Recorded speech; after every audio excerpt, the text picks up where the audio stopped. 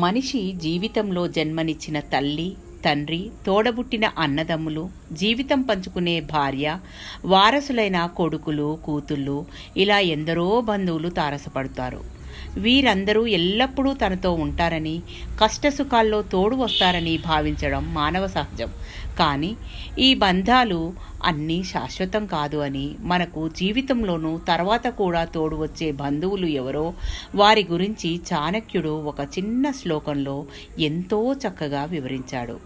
సత్యం మాత పితా జ్ఞానం, ధర్మో భ్రాత దయాసఖా, శాంతి పత్ని క్షమాపుత్ర, షడతే మమ బాంధవా.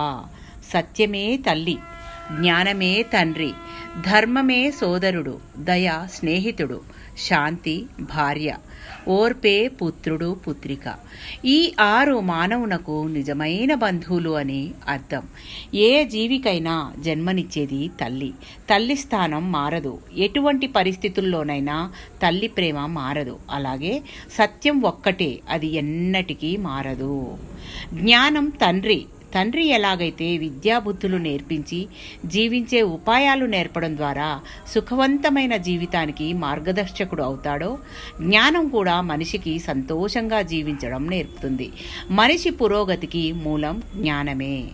సోదరుడు ఎలాగైతే ఎప్పుడూ అండగా నిలుస్తాడో, తోడుగా ఉండి అభివృద్ధికి బాటలు వేస్తాడో, ధర్మం కూడా ఎప్పుడూ మనిషి వెంట నుండి ఆత్మీయతను, అనురాగాన్ని పంచి ధర్మాన్ని పాటించిన వాడికి అమృత ఫలాలను అందిస్తుంది. దయ మిత్రుని లాంటిది. మిత్రుని వలె మంచి చెడులను ప్రబోధిస్తుంది.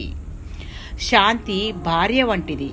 భార్య సుగుణశీలి అయితే ఆ మనిషి జీవితం పూల పాన్పులాగా ఉంటుంది.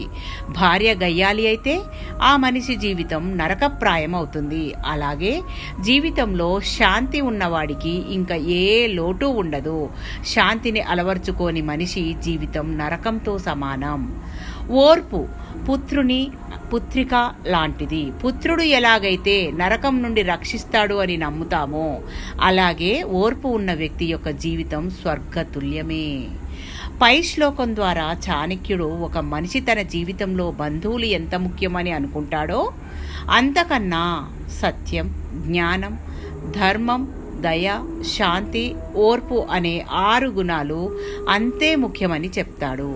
ఊహ తెలిసిన దగ్గరి నుంచి మరణించే వరకు ఎలాగైతే బంధువులను వీడిపోలేమో, అలాగే ఈ 6 గుణాలను ఆజన్మాంతం పాటించాలి అని ఉపదేశించాడు.